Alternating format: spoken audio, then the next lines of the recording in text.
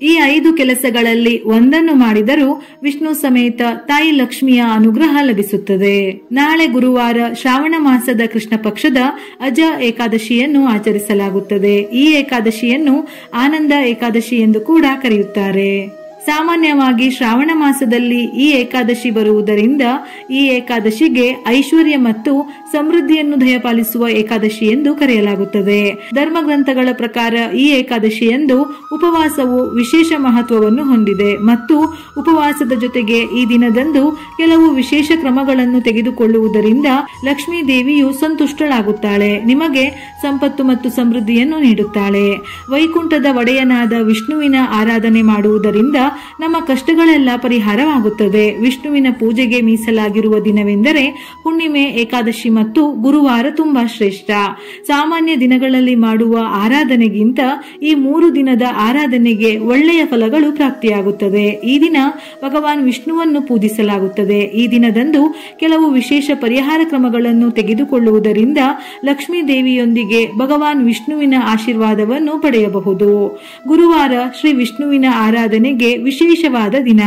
ಈ ದಿನದಂದೇ ಏಕಾದಶಿ ಬಂದಿರುವುದರಿಂದ ಈ ಏಕಾದಶಿ ಮತ್ತಷ್ಟು ವಿಶೇಷವಾಗಿದೆ. ಅಲ್ಲದೆ ಈ ದಿನ ಸರ್ವಾರ್ಥ ಸಿದ್ಧಿಯೋಗ ಮತ್ತು ಸಿದ್ಧಿಯೋಗ 2 ವಿಶೇಷ ಯೋಗಗಳು ರೂಪುಗೊಳ್ಳಲಿದೆ. ಈ ಯೋಗದಂದು ಏನಾದರೂ ಶುಭ ಕಾರ್ಯ ಮಾಡಿದರೆ ಯಶಸ್ಸು ಪ್ರಾಪ್ತಿಯಾಗುತ್ತದೆಯಂತೆ. ಏನಾದರೂ ಶುಭ ಆರಂಭ ಮಾಡುವುದಾದರೆ ಈ ಗಳಿಗೆ ತುಂಬಾನೇ ಶುಭವಾಗಿದೆಯಂತೆ. ಇವುಗಳ ಜೊತೆಯಲ್ಲಿ ವಿಷ್ಣುವಿನ ಆರಾಧನೆ ಮಾಡಲು ಈ ದಿನ ವಿಷ್ಣು ಸಹಸ್ರನಾಮ ಪಠಣೆ ಮಾಡಬಹುದು, ಇಲ್ಲವೆಂದರೆ ಕೇಳಬಹುದು. ಇದರ ಜೊತೆಯಲ್ಲಿ ಓಂ ನಮೋ ಭಗವತೆ ವಾಸುದೇವಾಯ ಎಂಬ ಮಂತ್ರವನ್ನು ಹೇಳಿದರೆ ತುಂಬಾ ಒಳ್ಳೆಯದು. ಅಶ್ವತ್ಥ ಮರಕ್ಕೆ ಹಸಿ ಹಾಲನ್ನು ಅರ್ಪಿಸಿ ಪ್ರದಕ್ಷಿಣೆ ಹಾಕಿದರೆ ನಮ್ಮ ಕಷ್ಟಗಳೆಲ್ಲ ಪರಿಹಾರವಾಗುತ್ತದೆ. ಯಾಕೆಂದರೆ ವಿಷ್ಣು ದೇವನು ಅಶ್ವತ್ಥ ಮರದಲ್ಲಿ ನೆಲೆಸಿರುವನೆಂದು ಪುರಾಣಗಳು ಹೇಳುತ್ತವೆ. ಅಜ ಏಕಾದಶಿಯಂದು ವೀಳ್ಯದೆಲೆಯ ಮೇಲೆ ಕುಂಕುಮದೊಂದಿಗೆ ಶ್ರೀ ಎಂದು ಬರೆದು ಈ ಎಲೆಗಳನ್ನು ವಿಷ್ಣುವಿಗೆ ಅರ್ಪಿಸಿ, ಅಥವಾ ಈ ದಿನ ವೀಳ್ಯದೆಲೆಯ ಹಾರವನ್ನು ಕೂಡ ವಿಷ್ಣುವಿಗೆ ಅರ್ಪಿಸಬಹುದು. ಪೂಜೆಯನ್ನು ಪೂರ್ಣಗೊಳಿಸಿದ ನಂತರ ಈ ಎಲೆಗಳನ್ನು ಕೆಂಪು ಬಟ್ಟೆಯಲ್ಲಿ ಸುತ್ತಿ ನಿಮ್ಮ ಮನೆಯ ಸುರಕ್ಷಿತ ಸ್ಥಳದಲ್ಲಿ ಇಡಿ. ಇದನ್ನು ಮಾಡುವುದರಿಂದ ನೀವು ಉದ್ಯೋಗದಲ್ಲಿ ಹೊಸ ಅವಕಾಶಗಳನ್ನು ಪಡೆಯುತ್ತೀರಿ. ನಿಮ್ಮ ವ್ಯಾಪಾರವು ನಿರಂತರವಾಗಿ ಬೆಳೆಯುತ್ತದೆ. ಈ ದಿನ ಶ್ರೀಕೃಷ್ಣನಿಗೆ ತೆಂಗಿನಕಾಯಿ ಮತ್ತು ಬಾದಾಮಿಯನ್ನು ಅರ್ಪಿಸಿ. ನಂತರ 24 ಏಕಾದಶಿಯವರೆಗೆ ಈ ಪರಿಹಾರವನ್ನು ಮಾಡುವುದರಿಂದ ನೀವು ವಿಶೇಷ ಫಲಿತಾಂಶಗಳನ್ನು ಪಡೆಯಬಹುದು. ನಿಮ್ಮ ಎಲ್ಲಾ ಇಷ್ಟಾರ್ಥಗಳು ಈಡೇರುತ್ತದೆ. ತೆಂಗಿನಕಾಯಿ ಮತ್ತು ಬಾದಾಮಿಗಳನ್ನು ಪೂಜಿಸಿದ ನಂತರ ಸಣ್ಣ ಮಕ್ಕಳಿಗೆ ಅದನ್ನು ಪ್ರಸಾದವಾಗಿ ಹಂಚಬೇಕು. ಅಜ ಏಕಾದಶಿಯಂದು ಶ್ರೀಕೃಷ್ಣ ಮತ್ತು ರಾಧೆಯನ್ನು ಪೂಜಿಸಬೇಕು.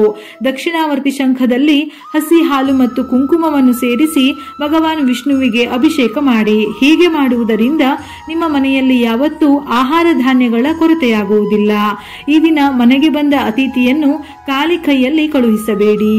ವಿಶೇಷವಾದ ಶುಭ ದಿನಗಳಲ್ಲಿ ಹೆಣ್ಣು ಮಕ್ಕಳ ಸೇವೆ ಮಾಡುವುದಕ್ಕಿಂತ ಹೆಚ್ಚಿನ ಪುಣ್ಯವಿಲ್ಲ ಎಂದು ಶಾಸ್ತ್ರಗಳಲ್ಲಿ ಹೇಳಲಾಗಿದೆ. ಹಾಗಾಗಿ ಅಜ ಏಕಾದಶಿಯಂದು 7 ಜನ ಹೆಣ್ಣು ಮಕ್ಕಳಿಗೆ ಕೇಸರಿಯಿಂದ ತಯಾರಿಸಿದ ಪಾಯಸ ಅಥವಾ ಅಕ್ಕಿ ಪಾಯಸವನ್ನು ಅರ್ಪಿಸಿ ಅವರ ಪಾದಗಳನ್ನು ಸ್ಪರ್ಶಿಸುವ ಮೂಲಕ ಆಶೀರ್ವಾದವನ್ನು ಪಡೆದುಕೊಂಡು ಗೌರವದಿಂದ ಅವರನ್ನು ಕಳುಹಿಸಿಕೊಡಿ. ನಿಮ್ಮ ಈ ಒಳ್ಳೆಯ ಕಾರ್ಯದಿಂದ ಲಕ್ಷ್ಮೀ ದೇವಿಯು ಪ್ರಸನ್ನಳಾಗುತ್ತಾಳೆ. ನಿಮ್ಮ ಆರ್ಥಿಕ ಸಮಸ್ಯೆಗಳು ದೂರವಾಗುತ್ತದೆ.